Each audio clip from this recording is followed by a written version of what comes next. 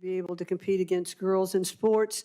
And I think now that they certainly not only have the people spoken, because that was something that President Trump ran very hard on, but also the court has spoken.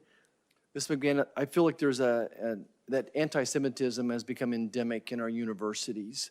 Would you be open to some type of an anti-Semitism commission to evaluate the progress of the universities on this issue?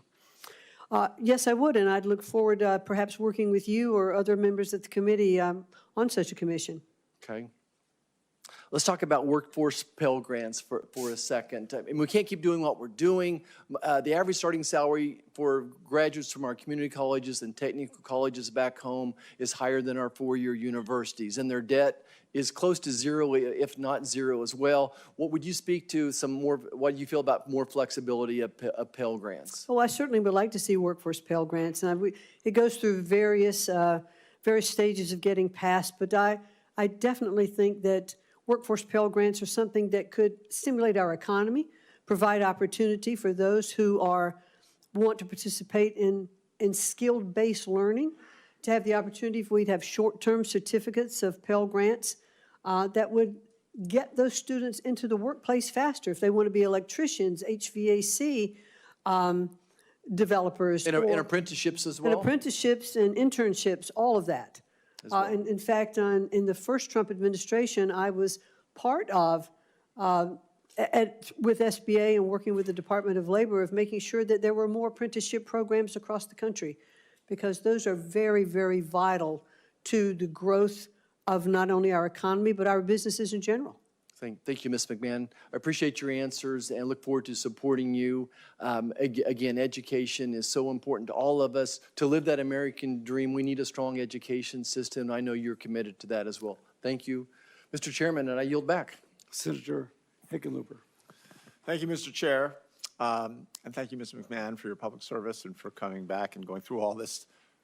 Again, I thought when you were talking to Senator Blunt-Rochester, your comment that bullying shouldn't happen anywhere is true, is absolutely true. It shouldn't happen in schools. It shouldn't happen in homes. It shouldn't happen in government. And I'm not going to go over, I agree on the things so much you've covered, anti-Semitism and making sure that there's great clarity around that.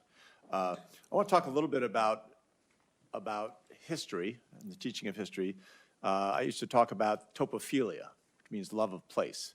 And I believe it's a basic building block of economic development of people's affection for a place.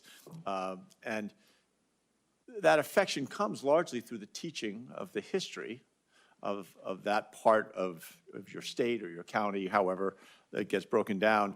But I think teaching every part of our history is important. Colorado, some of the worst parts of our history, Governor Ralph Carr, a Republican governor who's one of the few Western governors who, when we were putting large detention facilities together for Japanese Americans during at the beginning of World War II, he said not only we're not going to support that, but any Japanese Americans who want to come should come to live in Colorado and live freely.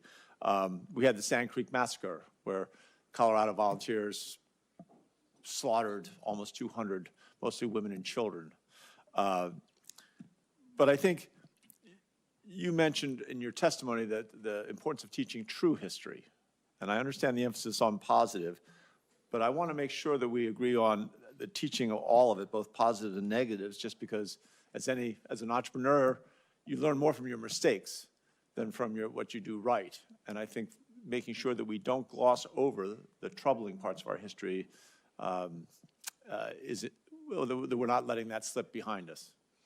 Well, clearly, I do agree that we should teach our history, the true history, the good, the bad, and the ugly, because we don't learn unless we recognize our mistakes.